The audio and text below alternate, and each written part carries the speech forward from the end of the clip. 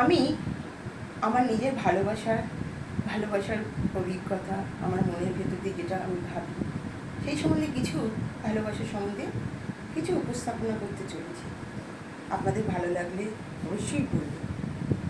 এই পৃথিবীতে ভালোবাসা হচ্ছে ভগবানের দেওয়া সবথেকে একটা সুন্দর অনুভূতি। সত্যিকারের ভালোবাসা মানুষকে ত্যাগ করতে শেখায়। সেই ভালোবাসা মানুষকে পবিত্র ও নিষ্কলঙ্ক করে তোলে।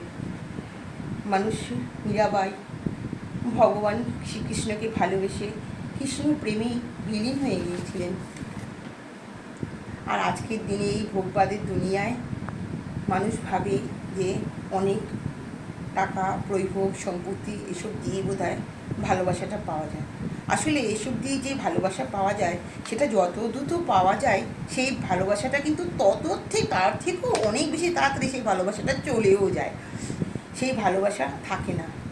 সত্যিকারের ভালোবাসা পেতে হলে তার আগে নিজেকে পবিত্র, নিঃস্বার্থপর, রিক্ত করে গড়ে তুলতে হয়, তবেই সেই ভালোবাসা সত্যিকারের বন্ধনে চলে।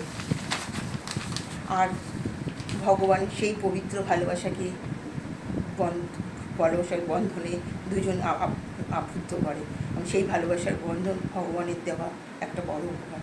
সেই বন্ধন কিন্তু সেই নিঃস্বার্থপর, সেই নিজেকে রিক্ত করে গড়ে তোলা সেই পবিত্র বন্ধন কিন্তু মানুষের কাছে আজীবন চলতে থাকে।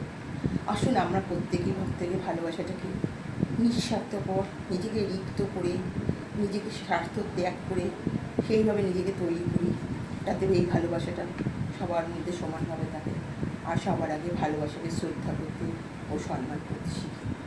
আসুন আমরা সবাই ভালো থাকি।